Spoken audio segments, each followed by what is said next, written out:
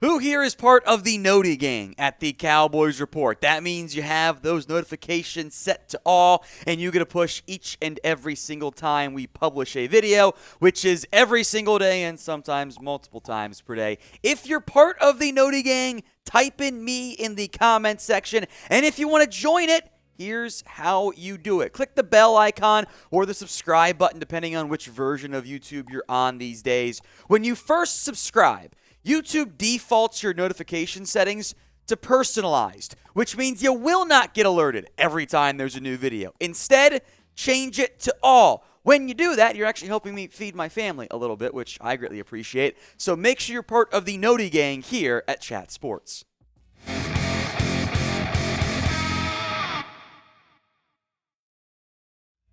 As always, I am Tom Downey, the host of the Cowboys Report. The trade deadline has come and gone, so now we're looking at some potential free agent targets for the Cowboys. There is an open roster spot with the release of Trysten Hill. It's probably going to go to Terrell Basham, but hey, the Cowboys should have interest despite them not doing very many things when it comes to adding talent. At number one, this should be no surprise whatsoever, Odell Beckham Jr., the receiver who...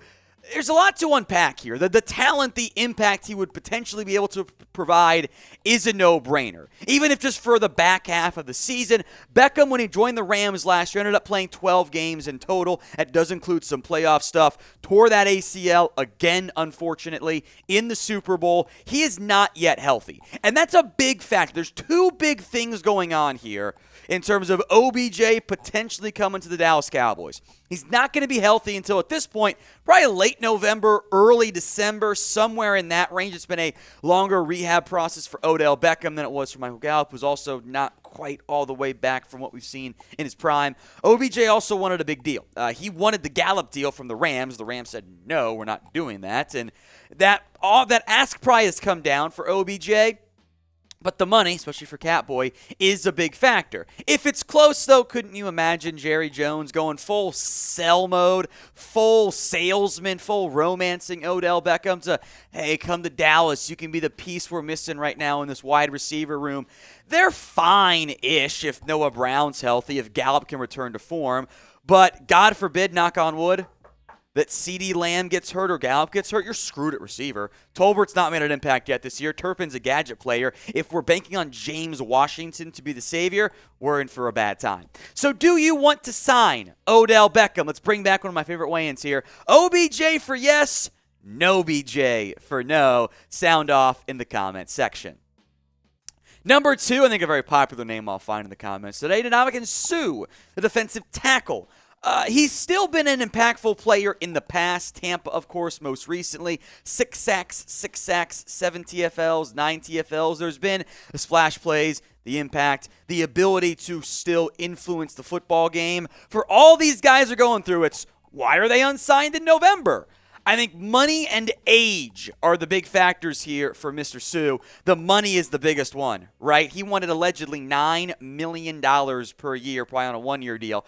That's about double what I think any team was prepared to pay. But if the Suh doesn't want to play for less than that, then that's why there's an impasse.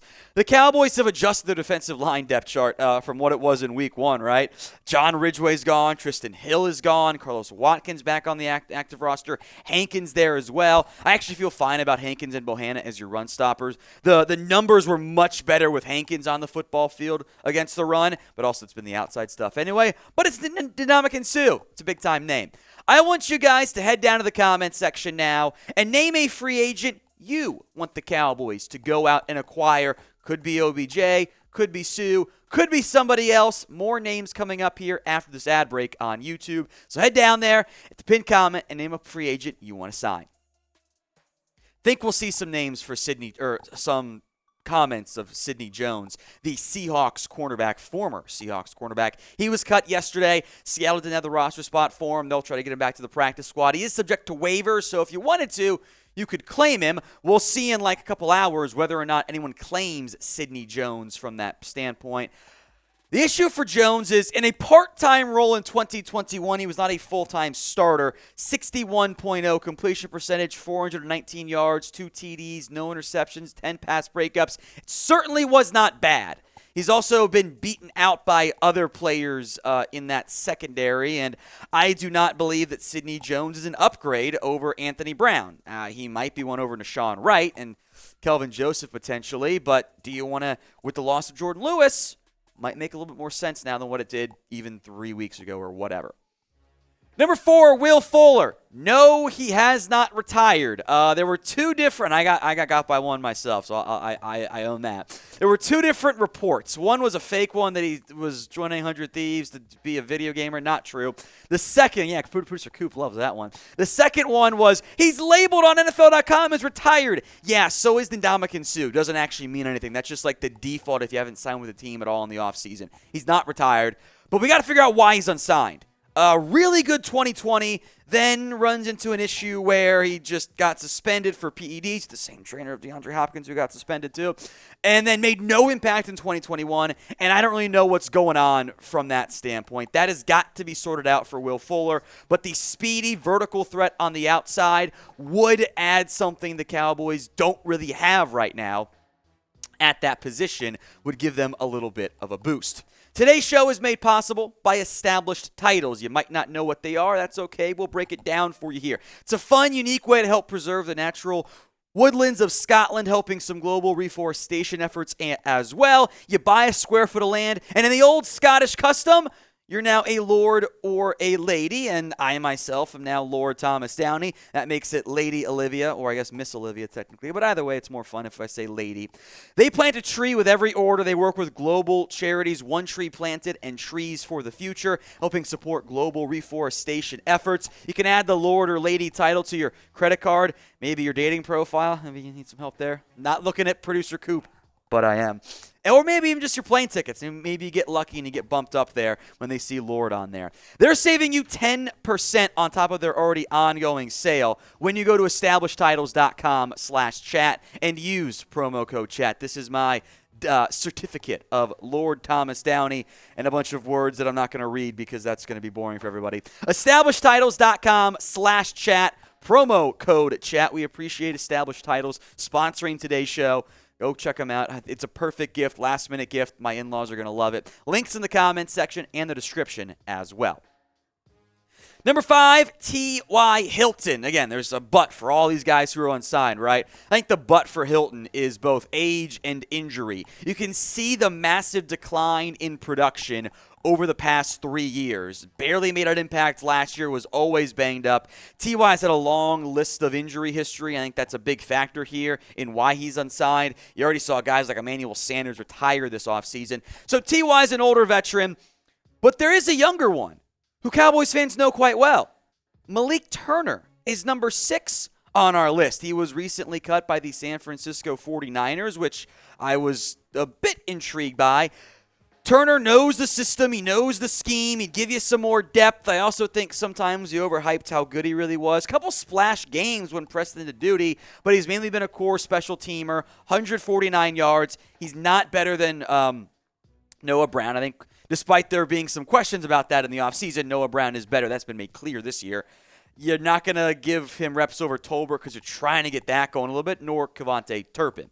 Now, we will be live tomorrow, Thursday, November 3rd. A programming change this week with the NFL trade deadline. We didn't want to mess anything up, so with the Cowboys on by, we're like, let's do Thursday this week. We'll still do our Q&A stuff. We'll do some news and rumors, and what I'm excited for, 5 tweaks the Cowboys should make in the bye week. We'll talk about Kevontae Turpin among that. Make sure you guys are subscribed at youtube.com/@CowboysTV.